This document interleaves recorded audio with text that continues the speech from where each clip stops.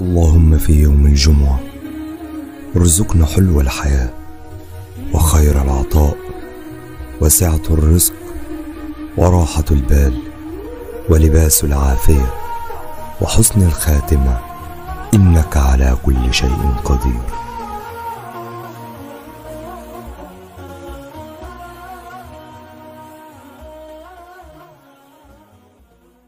السلام عليكم، صباح الخير او مساء الخير على حسب ما بتشوف الفيديو. جاهزين العام الدراسي الجديد، خلاص المدارس على الابواب. انا مستعدين للمدرسه. انا عن نفسي مش مستعده بس ان شاء الله هنستعد. حبيت النهارده اصور لكم من الحاجات اللي احنا بنجهزها للمدرسه. جبنا التربو ده اللي متابعني عارف ان انا البنات التوأم ان شاء الله داخلين مدرسه كي جي 1 السنه دي مع اخوهم، فبقى في كتب كتير، وبقى في عمر كان عنده ضرفه في اوضته فكنا بنحط فيها الكتب والحاجات بتاعته. بس لما البنات التوأم وبناتي يعني داخلين كي جي 1 فقلت هتبقى في كتب كتير وحاجات مدرسه كتير، فقررت ان انا اجيب التربو ده. قلت عشان نلم فيه كل حاجه المدرسه، يعني عشان يبقى ده خاص بكل الكتب والاقلام وكل حاجه، وهما يتعلموا النظام وكل واحد يبقى له ضرفته ومسؤول عنها، بينظمها بيرتبها. الحاجه مش متنطوره في الشقه، فقررت ان انا اجيب التربو ده. في منه الحجم الصغير وفي منه الحجم الكبير. انا جايبه الحجم الكبير. عملنا لكل واحد ضرفه. اول ضرفه دي بتاعت عمر، تاني ضرفه دي بتاعت لارا، والتالتة دي بتاعت لانا، ودي الضرفه اللي فيها الشنط. حطينا الشنط بتاعتهم كلها، والضرفه على فكره فيها 3 شنط وممكن تشيل كمان، فده الحجم الكبير. ففعلا هو كبير جدا ويشيل كتير قوي. هوريكم كده بسرعه احنا نظمنا الدنيا ازاي. دي ضرفه عمر، حطينا الكتب الخارجيه بتاعت عمر. احنا جبنا الكتب الخارجيه للولاد بس لسه فاضل كتابين للانا ولارا، فانا لسه مش يعني ما عملتلكوش فيديو عن الكتب. لما اجيب الكتب كلها هبقى اقول لكم الكتب اللي احنا جبناها اللي هنذاكر منها السنه دي. فدي الكتب بتاعت عمر، ودي الكراسات. لسه برضو ما جبناش كل الكراسات عشان لسه ما طلبوش في المدرسه.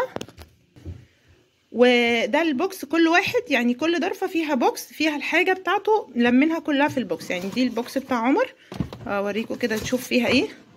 عمر حاطط فيها المقلمه بقى، فيها الالوان والاقلام وكل حاجه، وكراسه التلوين، والمقلمه التانية بتاعت المدرسه، والمحفظه بتاعته اهي، وحاطط فيها اللعبتين بتوعه، وايه تاني، وسبحه. فدي حاجه عمر، هو لامم كل الحاجه في البوكس، وقافلين البوكس اهو. ودي ضرفه عمر ان شاء الله. بصوا الضرفه يعني بجد كبيره قوي، تشيل اكتر من كده مليون مره، يعني هي يعتبر فاضيه. دي ضرفه لارا. لارا حاطه الشنط بتاعتها، كل واحد بقى مسؤول عن ضرفته، ينظم ضرفته زي ما هو عايز. المهم ان انا لما افتح، ده اللي احنا اتفقنا عليه، افتح الضرفه في اي يوم الاقيها منظمه، مفيش كتاب مفيش قلم مفيش اي حاجه تبقى ايه بره الدولاب ده. دي الكتب، وده كراسه التلوين بتاعت لارا، ودي الكتب بتاعتها، وده البوكس بتاعها. حاطه برده كراسه التلوين بتاعتها والالعاب والمقلمه. لانا نفس الحكايه، وكل واحد هو اللي منظم ضرفته بالشكل اللي هو عايزه. المهم ان هي تبقى منظمه، مش فارق معايا الشكل، المهم ان هي تبقى منظمه.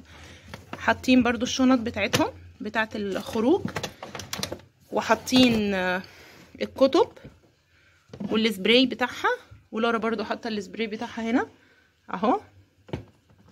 والبوكس برضو هتلاقي فيه كراسه التلوين والمقلمه والالعاب. الفكره هي النظام.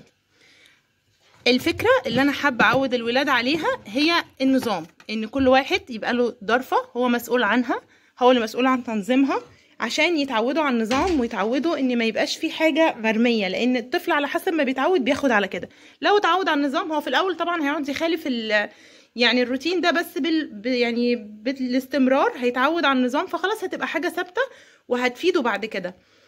فدول كده ال3 ضرف بتوع الولاد. والضرفه الاخيره دي فيها الشنط. بصوا يعني الشنطه، احنا شايلين شنطه، الشنطه مش صغيره كبيره. الشنط دي شنطه البنات جديده لسه هنحطها فيها حاجات بتاعتهم. هنجهز الشنطه معاكم برضو ان شاء الله في فيديو قريب. فدول ال3 شنط بتوع الولاد. وبرضو شايفين في مساحه كبيره اهي في الضرفه، بعد ما حطينا الشنط في مساحه كبيره في الضرفه، فهي الضرفه ممكن تشيل شنطه كمان. طبعا ممكن نبقى نحط كمان ازايز الميه هنا، او يعني هنشوف بقى، احنا لسه ده يعني يعتبر ترتيب مبدئي. لحد ما الدراسه تبدا، ونحط بقيه الكتب وكتب المدرسه ونشوف هنمشيها ازاي. انا حبيت اعمل لكم بس ريفيو سريع عن الدولاب ده وعن تنظيمنا واستعدادنا لحاجات المدرسه. هنعمل لكم فيديو قريب عن الكتب اللي احنا جبناها، وبعدين هنحضر معاكم باذن الله شنطه المدرسه، وليله المدرسه اول يوم للتوأم والعمر باذن الله.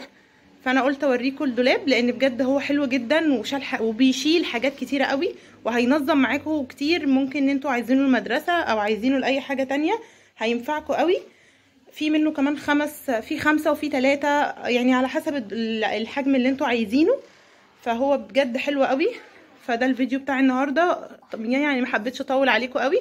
هشوفكم ان شاء الله في فيديو تاني قريب، وهنفضل بقى نعمل كذا فيديو كده قبل المدرسه، الحاجات اللي احنا بنحضرها باذن الله للمدرسه. وحشتوني وهتوحشوني. اشوفكم في فيديو جديد قريب. سلام عليكم.